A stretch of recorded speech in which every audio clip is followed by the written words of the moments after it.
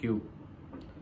بسمillahirrahmanirrahیم۔ محترمہ بے نظیر بھٹو شہید کی سالگرہ کے موقع پر روزنامہ نوائے وقت اور دوسرے قومی اخبارات میں شائع ہونے والا میرا آرٹیکل، جس میں نے محترمہ کو اپنی قائد کو خراج عقیدت پیش کیا۔ بے نظیر عشق۔ تاریخ میں بے نظیر بھٹو کو کس طرح یاد رکھا جائے گا؟ ایسی نہتی لڑکی جو آمروں سے لڑی اور فاتح ٹھہری، بہترین اصلاح پسند نجات دہندہ، تاریکی میں روشن ستارہ، استحصالی قوتوں کے خلاف نشان حریت، دانشور، شاعرہ، کرشماتی، سحر انگیز رہنما۔ بے نظیر بھٹو کو تاریخ ان سب حیثیتوں میں یاد رکھے گی، لیکن سب سے اہم جو اسے ہونا چاہیے تھا وہ تھا اس کا ذوالفقار علی بھٹو کے مشن کو آگے بڑھانا اور بھٹو کے عوام کے ساتھ عشق کو اوج کمال پر لے جا کر اسے بے نظیر عشق بنا دینا۔ بی بی نے 30 سال تک پاکستان کے سیاسی افق کو اپنے شعور کے نور سے منور رکھا، جن کی موجودگی ہمارے لیے تحفظ اور قوت کا بہت ہی وسیع اور مستقل سائبان تھا۔ 21 جون 1953 سے لے کر 27 دسمبر 2007 تک بی بی کی تمام عمر شہید بھٹو کے فلسفہ عشق عوام کے مطابق بے نظیر جدوجہد سے عبارت ہے۔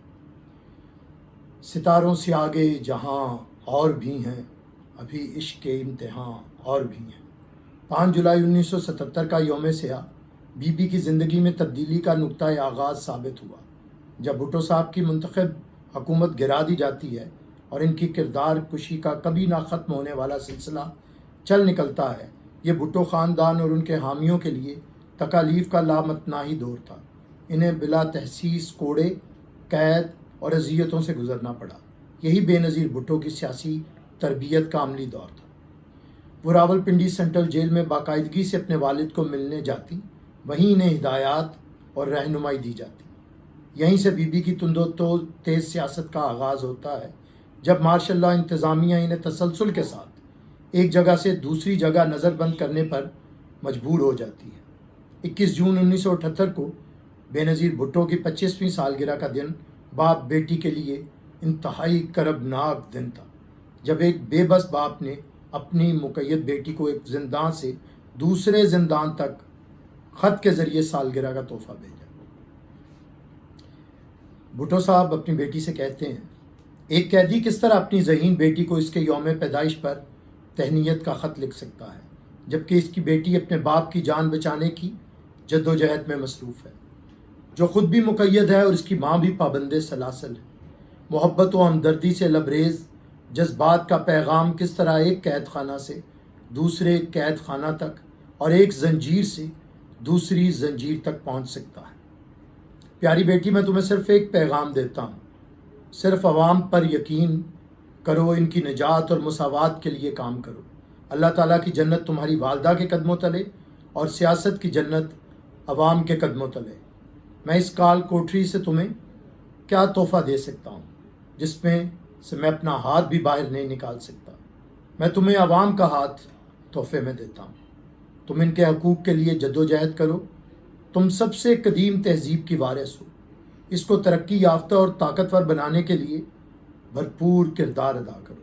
ترقی یافتہ اور طاقتور سے میری مراد یہ نہیں کہ معاشرہ انتہائی خوفناک ہو جائے، جس نے قوم کے خصوصی جذبات کی شناخت کر لی ہو، جس نے ماضی و حال سے، مذہب و سائنس سے، جدیدیت اور تصوف سے، مادیت اور روحانیت سے سمجھوتا کر لیا ہو۔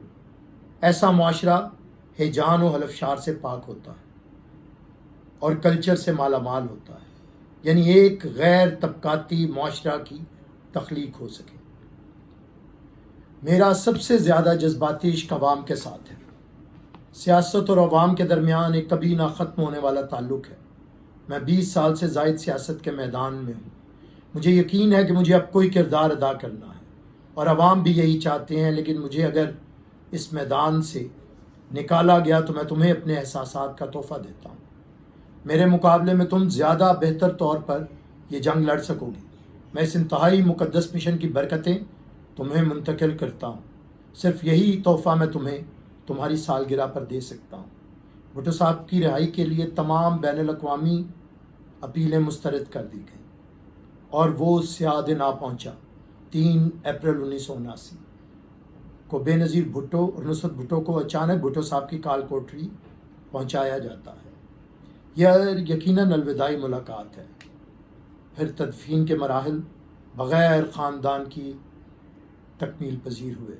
بھٹو شہید کا آخری دیدار کرنے سے محروم نصرت بھٹو اور بے نظیر بھٹو کو بھٹو شہید کی پھانسی کے تیسرے روز گڑھی خدا بخش کے قبرستان میں جانے کی اجازت ملی۔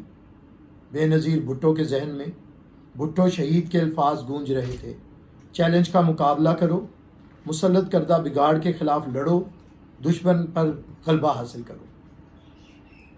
بی بی اپنی والدہ کے ہمراہ شہید بھٹو کی قبر کے سرانے کھڑی بھٹو صاحب سے عہد کر رہی تھیں۔ ذوالفقار علی بھٹو پاکستان کی تاریخ کا سب سے بڑا کرشماتی کردار ہے، جس کی میراث عوام سے لازوال عشق، ان کی حقوق کے لیے عظیم الشان جدوجہد اور ان حقوق کے حصول کے لیے جان تک قربان کر دینا ہے۔ لہٰذا بھٹو کا وارث بننا کوئی آسان کام نہ تھا۔